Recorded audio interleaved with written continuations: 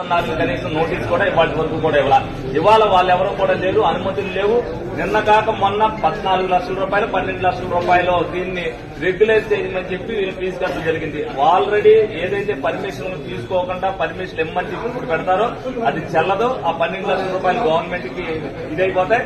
ఈ ఆఫీస్ ని మున్సిపాలిటీ వాళ్ళు హ్యాండ్ ఓవర్ చేసుకోవడం జరుగుతుంది. ఎందుకంటే ఇక్కడికి వచ్చేసరికి అనేక ఆఫీసులు మున్సిపాలిటీకి సంబంధించి కానీ రెవెన్యూకి సంబంధించి కానీ అద్దె భవనాల్లో ఉన్నాయి. ఉడా ఆఫీస్ కూడా అద్దె భవనంలోనే ఉంది. దీన్ని తదుపరి ఉడా ఆఫీస్కి కానీ లేకపోతే గవర్నమెంట్ జూనియర్ కాలేజీ లేదు, పిల్లలంతా ఇబ్బంది పడుతున్నారు.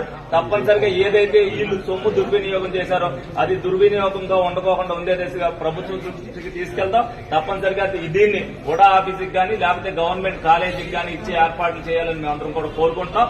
వాళ్ళు కోర్టుకి వెళ్ళినప్పటికీ కూడా ఏమీ చెల్లదు. ఎందుకంటే దీనికి అనుమతులు లేవు. ఆల్రెడీ ఇది ఇంకొకరికి ఇవ్వడం జరిగింది. దాని కంపెనీ ఉన్న వాళ్ళతో అవసరమైతే మేము కాంప్రమైజ్ అవుతాం, వాళ్ళని విత్డ్రా చేయిస్తాం. వాళ్ళను కూడా గవర్నమెంట్ ఆస్తి కాబట్టి గవర్నమెంట్ తీసుకున్నా కూడా అభ్యంతరం లేదని చెప్పి వాళ్ళతో విత్డ్రా కూడా మేము చేయించుకుంటాం.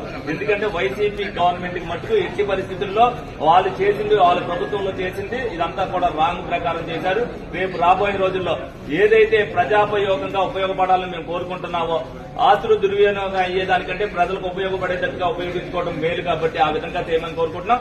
కానీ తదుపరి మా ప్రభుత్వం తెలుగుదేశం పార్టీ ఏదైతే కూటమి ప్రభుత్వం ఏర్పడిందో వాళ్ళు స్టేట్ వైడ్ గా కూడా ఇటువంటి ఇష్యూలు ఉన్నాయి కాబట్టి వాళ్ళు ఏ నిర్ణయం తీసుకుంటే వాళ్ళకి సహకరిస్తాం. ఏదైనా సరే ఈ స్థలం అనేది ప్రజాపయోగంగా ఉపయోగపడాలి.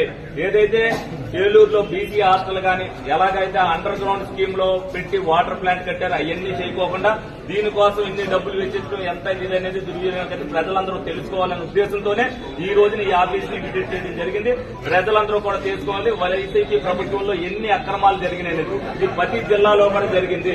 అలాగే వాళ్ళు ప్యాలెస్ ఎలా కట్టారో ప్రతి చోట కూడా ప్రతి జిల్లాలో కూడా ప్యాలెస్ కట్టుకోవాలన్నారు. మా తెలుగుదేశం పార్టీ ఆఫీస్ చూడండి ఎలా ఉంటుందో, ఈ పార్టీ ఆఫీస్ చూడండి ఎంత అంగులు ఆర్భాటాలతో కట్టారో, ఎంతలో కట్టారనేది. తప్పనిసరిగా దీని మీద చర్య తీసుకునే విధంగా ప్రభుత్వం ఉండాలి. ప్రజలకు తెలియాలి కాబట్టి దీన్నంతా కూడా మీడియా ద్వారా ప్రజలకు తెలియపరుస్తాం.